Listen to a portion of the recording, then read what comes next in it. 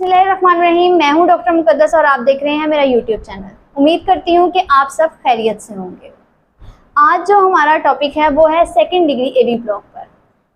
आज मैं आपको सेकंड डिग्री एवी ब्लॉक की टाइप्स भी बताऊंगी और इसको हम देखेंगे कि फर्स्ट डिग्री एवी ब्लॉक से इसको हम कैसे डिफ्रेंशिएट कर रहे हैं। चलें, सबसे पहले इसकी फर्स्ट टाइप की तरफ चलते हैं, जिसको हम वेंकी बैग भी बोलते हैं और मोबिट्स 1 टाइप भी बोलते हैं। Second degree AV block Mobitz 1 को भी हम रिदम स्ट्रिप के अंदर चेक करते हैं। इसके अंदर भी हम पीआर इंटरवल और क्यूआरएस कॉम्प्लेक्स को ऑब्जर्व करते हैं। इसके अंदर होता ये है कि पी वेव के बाद क्यूआरएस कॉम्प्लेक्स बन तो रहा है, लेकिन कुछ पी वेव्स और क्यूआरएस कॉम्प्लेक्स के बाद जाकर क्यूआरएस कॉम्प्लेक्स मिस हो जाता है। एक पी वेव उठती है, उसके बाद क्यूआरएस कॉम्प्लेक्स ड्रॉप हो जाता है and then P wave again QRS complex को फॉलो करती है। इसके अंदर जो पी वेव और पी आर जो इंटरवल है इसका वो प्रोलॉन्ग होता है और प्रोग्रेसिवली प्रोलॉन्ग होता है। यानी एक पहली पी वेव आपके पास 5 स्मॉल स्क्वायर्स पर है तो दूसरी उठने वाली पी वेव आपके पास 6 स्मॉल स्क्वायर्स पर होगी, उससे अगली 7 पर, इसी तरह वो प्रोग्रेसिवली प्रोलॉन्ग होती जाएगी। इसके बाद हमने इसके अंदर क्या देखना है कि आपके पास ईसीजी में एक जगह पर जहां क्यूआरएस कॉम्प्लेक्स नहीं आ रहा, एक पी वेव के बाद क्यूआरएस कॉम्प्लेक्स नहीं आ रहा, उसके अंदर क्या होता है कि पीआर इंटरवल नहीं बन रहा। जब पीआर इंटरवल नहीं बनता तो उस पी वेव को हम नॉन कंडक्टेड पी वेव बोलते हैं। उस नॉन कंडक्टेड पी वेव के बाद क्यूआरएस कॉम्प्लेक्स मिस होता है और अगेन एक पी वेव उठती है जो दोबारा से क्यूआरएस कॉम्प्लेक्स को फॉलो करती है और अगेन प्रोग्रेसिवली प्रोलॉन्ग हो जाती है। अब हमारे पास एवी नोड जो होता है, एवी नोड के बारे में मैंने आपको पहले भी बताया था, ये आपके रिमाइंड के लिए अगेन बता देती हूँ। एवी नोड आपकी एट्रिया से वेंट्रिकल तक इम्पल्सिस को कंडक्ट करती हैं। जो नोड्स आपकी इम्पल्सिस को 1 बाय 1 स्लोली कंडक्ट करके लेकर जा रही हैं, जब वो एक इम्पल्स वेंट्रिकल तक नहीं पहुँचती, इसका मकसद है इसको हम ड्रॉप बीट बोलते हैं। ड्रॉप बीट किस सिचुएशन में हो रहा है कि जब आपका क्यूआरएस कॉम्प्लेक्स मिस हो रहा है। इसको हम ग्रुप बीटिंग भी बोलते हैं। ग्रुप बीटिंग क्या होती है, आपके पास क्यूआरएस कॉम्प्लेक्स, पी वेव भी जा रही है, क्यूआरएस कॉम्प्लेक्स भी जा रहा है, 2-3 आपके पास बीट्स इसी तरह जा रही हैं, लेकिन सडन जाकर आपके पास क्यूआरएस कॉम्प्लेक्स मिस हो जाता है। उससे क्या होता है कि ड्रॉप बीट हो जाती है। जब ड्रॉप बीट होती है उसके बाद अगेन ग्रुप बीटिंग स्टार्ट होती है, 3-4 बीट्स दोबारा से उसी तरह स्टार्ट हो जाती हैं, एक सीक्वेंस में जाती हैं। ये भी मोबिट्स 1 एक बिनाइन कंडीशन होती है और इसके मेन कॉजेज़ भी बिल्कुल फर्स्ट डिग्री एवी ब्लॉक की तरह ही आइस्केमिया, हार्ड ड्रग्स यूज़ करने की वजह से, आइडियोपैथिक डिजनरेटिव ड्रग्स यूज़ करने की वजह से, इलेक्ट्रोलाइट इम्बैलेंस की वजह से, calcium chain blockers, beta blockers, इस तरह की ड्रग्स यूज़ करने की वजह से होता है। लेकिन इसके अंदर समटाइम्स ये होता है कि पेशेंट को कोई भी सिम्टम नहीं आ रहे होते, उसको हमने जस्ट खुद ऑब्जर्व करना होता है। इसके बाद हम लोग देखते हैं कि हमारे पास मोबिट्स 2 टाइप है। मोबिट्स 2 टाइप को हम रिदम स्ट्रिप के अंदर चेक करते हैं, सेम उसी तरह। इसके अंदर भी हमने पी वेव और क्यूआरएस कॉम्प्लेक्स को देखना होता है, लेकिन इसके अंदर डिफरेंस क्या होता है, इसके अंदर पी वेव कंडक्टेड होती है और क्यूआरएस कॉम्प्लेक्स नॉन कंडक्टेड होता है। अब हम इसके अंदर मेजर डिफरेंस देखते हैं कि मोबिट्स 1 के अंदर और मोबिट्स 2 के अंदर क्या डिफरेंस है, किस चीज़ से हम इसको डिफ्रेंशिएट कर सकते हैं।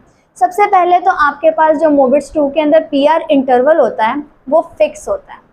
उसके बाद इसके अंदर पी वेव हमेशा फिक्स रहेगी, लेकिन सडन ड्रॉप बीट होगी। सडनली आपके पास ईसीजी पर वेव आ रही है लेकिन सडन वो ड्रॉप कर जाती है, तो ये मोबिट्स 2 की एक बहुत बड़ी निशानी है। इसके बाद ये एवी नोड के बिलो यानी एवी नोड के नीचे प्रेजेंट होता है, यानी कि या तो ये बंडल ऑफ हिस के अंदर होता है या फिर ये पुरकंजी फाइबर्स के अंदर होता है। अच्छा, मोबिट्स 2 एक डेंजरस कंडीशन होती है और इसके अंदर पेशेंट भी सिम्टोमेटिक होता है। इस कंडीशन की अगर आपके पास ईसीजी मौजूद है, आपके पास ईसीजी कोई पेशेंट लेकर आता है, तो इमीडिएटली आपने उसको हॉस्पिटल में एडमिट करना है। एडमिट करने के बाद सबसे पहले उसको टेम्परेरी पेस मेकर देना है, क्योंकि ये एक डेंजरस कंडीशन की तरफ पेशेंट जा रहा है, तो टेम्परेरी पेस मेकर देने के बाद हम उसको अल्टीमेटली परमानेंट पेसमेकर की तरफ लेकर जाते हैं। इसके बाद हमारे पास आ जाती है 2:1 AV ब्लॉक। 2:1, इससे आप अंदाज़ा लगा लें 2:1, यानी यहाँ पर 2 वेव्स हैं और एक वेव है। अब ये देखते हैं कि कौन सी वेव्स इसको प्रेजेंट करती हैं। इसको भी हमने रिदम स्ट्रिप के अंदर चेक करना है। इसके अंदर भी हम पी वेव देखते हैं, QRS कॉम्प्लेक्स देखते हैं। इसी तरह इसके अंदर भी पी वेव चलते चलते QRS कॉम्प्लेक्स मिस हो जाता है और कॉन्स्टेंटली इसी तरह ही रिपीट रहता है। लेकिन इसके अंदर होता क्या है, इसके अंदर जब आपके पास एक पी वेव जा रही है, QRS कॉम्प्लेक्स बनता है, फिर पी वेव जाती है और वहाँ पर 2 पी वेव आपके पास बन जाती हैं। तो इसका मकसद है इसमें 2 पी वेव और एक QRS कॉम्प्लेक्स बन रहा है। इसको हम 2:1 बोलते हैं। ये मोबिट्स 1 और मोबिट्स 2 के दरमियान की एंटिटी होती है। 2:1 AV ब्लॉक मोबिट्स 1 और मोबिट्स 2 के दरमियान की एंटिटी है। मोबिट्स 1 हमने अभी इसको डिस्कस किया था कि ये एक बिनाइन कंडीशन होती है और इसमें पेसमेकर की ज़रूरत नहीं होती। लेकिन मोबिट्स 2 ये एक डेंजरस कंडीशन होती है और इसके अंदर पेशेंट को पेसमेकर की भी ज़रूरत पड़ती है। इसके बाद हम इसकी डिफ्रेंशिएशन देख लेते हैं कि हम इसको किस तरह डिफ्रेंशिएट कर सकते हैं। इसके अंदर हमने क्या देखना होता है, QRS कॉम्प्लेक्स का ड्यूरेशन देखना होता है। नॉर्मल QRS कॉम्प्लेक्स का ड्यूरेशन आप लोगों को पता है कि लेस देन 3 स्मॉल स्क्वायर्स होते हैं।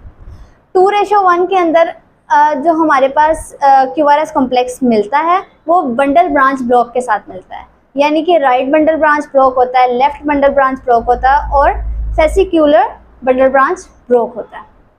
इसके अंदर इंफ्रानोड्यूल एरिया जो होता है हमारे हार्ट का, उसके अंदर डिजीज इन्वॉल्व हो रही होती है। 2:1 अगर तो AV नोड के अंदर है, तो AV नोड के अंदर मोबिट्स 1 के अंदर है, तो इसके अंदर क्या होता है कि पैरासिम्पैथिक एक्टिविटी इंक्रीज हो रही है। और अगर बिलो AV नोड पर है, यानी कि मोबिट्स 2 है, तो इसका मकसद है कि यहाँ पर कोई डिजीज़ है। अब हम ये देखते हैं कि मोबिट्स 1 के पेशेंट को और मोबिट्स 2 के पेशेंट को हम किस तरह ट्रीट करते हैं। अगर तो मोबिट्स 1 का पेशेंट है हमारे पास, तो इसके साथ हमने क्या करना है कि उसको हमने सबसे पहले एट्रोपिन स्टार्ट करवानी है और उसको एक्सरसाइज बतानी है। एक्सरसाइज हम उसको इसलिए बताएंगे कि हम उसकी पैरासिम्पैथिक एक्टिविटी को कंट्रोल कर सकें और उसकी सिंपैथेटिक एक्टिविटी जो है उसको इंक्रीज कर सकें। तो जो 2:1 हमारे पास AV ब्लॉक है वो मोबिट्स 1 में या फिर फर्स्ट डिग्री में कन्वर्ट हो जाएगा। लेकिन अगर मोबिट्स 2 के अंदर हम लोग यही करते हैं, उसको एट्रोपिन और एक्सरसाइज देते हैं, तो इससे पेशेंट की कंडीशन वर्स हो जाती है। पेशेंट की कंडीशन वर्स होने से क्या होगा कि वो कंप्लीट हार्ट ब्लॉक उसका कन्वर्ट हो जाएगा 5:4 में या 3:1 में।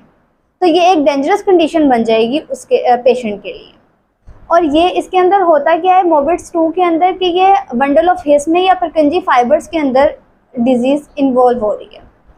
तो इसके अंदर हमने क्या करना है कि इसकी डिजीज़ जब इन्वॉल्व होती है तो इसकी जो पी वेव होती है वो इंक्रीज़ कर जाती है, लेकिन इसका QRS कॉम्प्लेक्स बिल्कुल सेम रहता है। Thank you.